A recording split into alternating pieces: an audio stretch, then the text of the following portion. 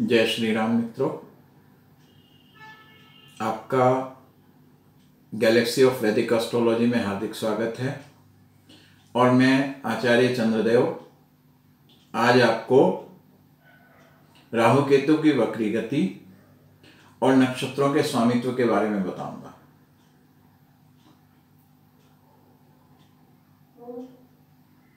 यदि आपको हमारे वीडियो पसंद आ रहे हों तो आप हमारे YouTube चैनल आचार्य चंद्रदेव को लाइक सब्सक्राइब अवश्य करें और अपने मित्रों के बीच इन वीडियो को जरूर शेयर करें ताकि जानकारी अधिकाधिक लोगों तक पहुंच सके। अब राहु केतु की गति के बारे में कहा जाता है। राहु केतु क्या है? सूर्य और चंद्रमा के परिक्रमा पथ का ये दो कटान बिंदु हैं। ये दोनों कटान बिंदु जो हैं, जैसे सूर्य और चंद्रमा की गति होती है उसके विरुद्ध गति इन कटान बिंदुओं की होती है, इन राहु केतु की होती है। इसलिए राहु केतु की गति हमेशा वक्री गति कही जाती है, उल्टी गति कही जाती है। ग्रह अगर पश्चिम से पूर्व की तरफ चल रहे हैं तो इनकी गति क्या होगी? पूर्व से पश्चिम की तरफ होगी। यानी जो गति सामान्य गति ग्रहों की है उससे अलग गति इनकी होगी, उल्टी गति होगी। अब ये क्या है? सूर्य और चंद्रमा आगे बढ़ते जाते हैं तो ये पीछे हटते जाते हैं और ये कटान बिंदु क्या है? राहु केतु कहलाते हैं। ठीक है, केवल राहु केतु ही नहीं, कुछ दूसरे ग्रहों की भी गति को वक्री गति कहा जाता है। वास्तव में होता क्या है कि कोई भी ग्रह उल्टी गति नहीं चलता है, सभी ग्रह अपनी सीधी चाल से चलते हैं। लेकिन पृथ्वी से देखने पे कई बार ऐसा लगता है कि ग्रह उल्टा चल रहे हैं, पीछे की तरफ जा रहे हैं। इसी को वक्री गति कहा जाता है। दरअसल महत्वपूर्ण बात यह है कि ग्रह जिस समय वक्री गति में दिखाई देते हैं उस समय वह पृथ्वी के निकट होते हैं। अब हम बात करेंगे नक्षत्रों के स्वामित्व की।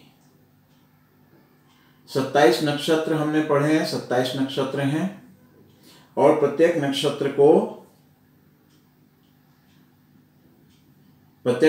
का स्वामित्व किसी ग्रह को दिया गया है और इन ग्रहों में 7 भौतिक ग्रह और 2 राहु केतु भी शामिल हैं।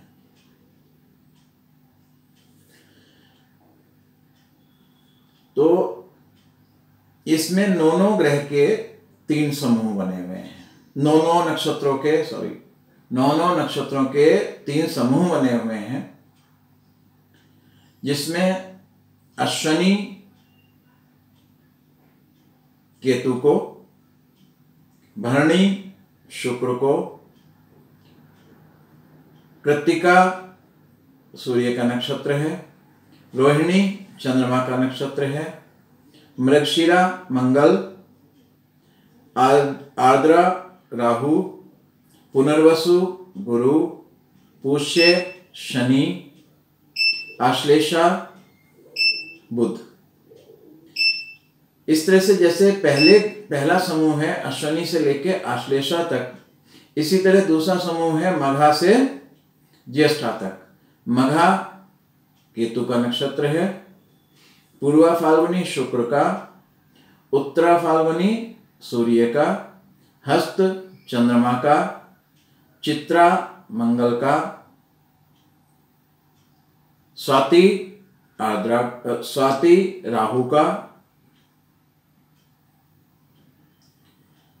विशाखा गुरु का, अनुराधा शनि का और ज्येष्ठा बुध का नक्षत्र है। इसके बाद तीसरा ग्रुप शुरू होता है मूल नक्षत्र से।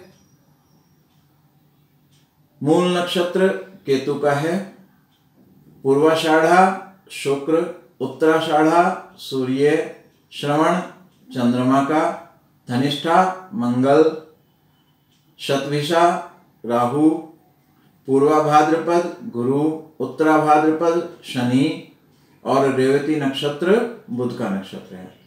इस तरह से ये 27 नक्षत्र हैं, 9 नक्षत्रों के ग्रुप हैं, समूह हैं।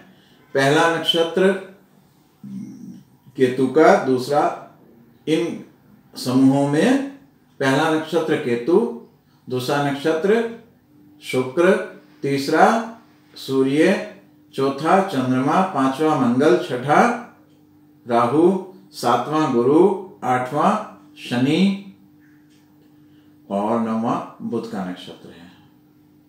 इनमें केतु और बुध के नक्षत्र गणमूल नक्षत्र कहलाते हैं। माना जाता है कि गणमूल नक्षत्र में जो जातक जन्म लेते हैं उनके जीवन में बाधाएं विशेष रूप से सामने आती हैं। इसीलिए ज्योतिष के अनुसार इन नक्षत्रों की शांति का विशेष विधान बताया गया है।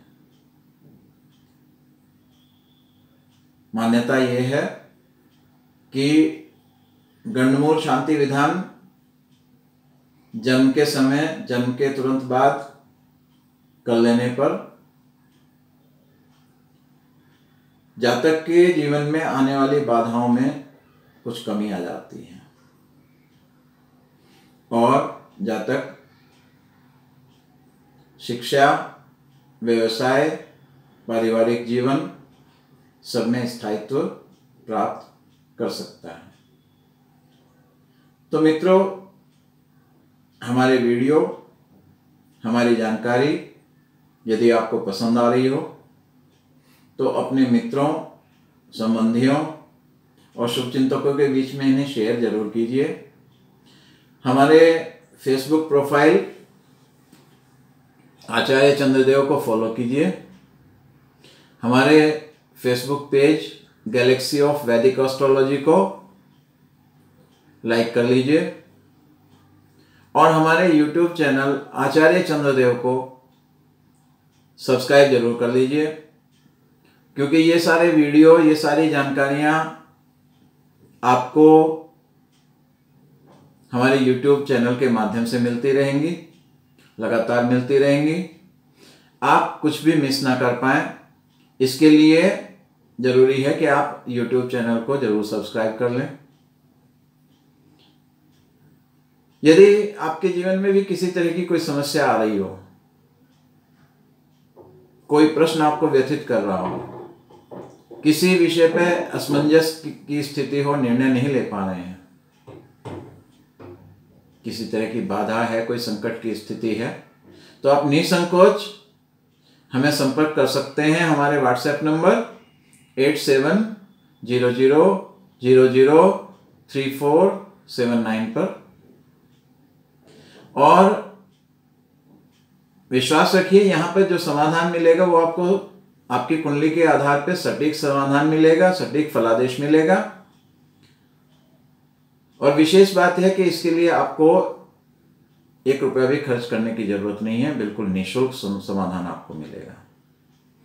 जय श्री राम।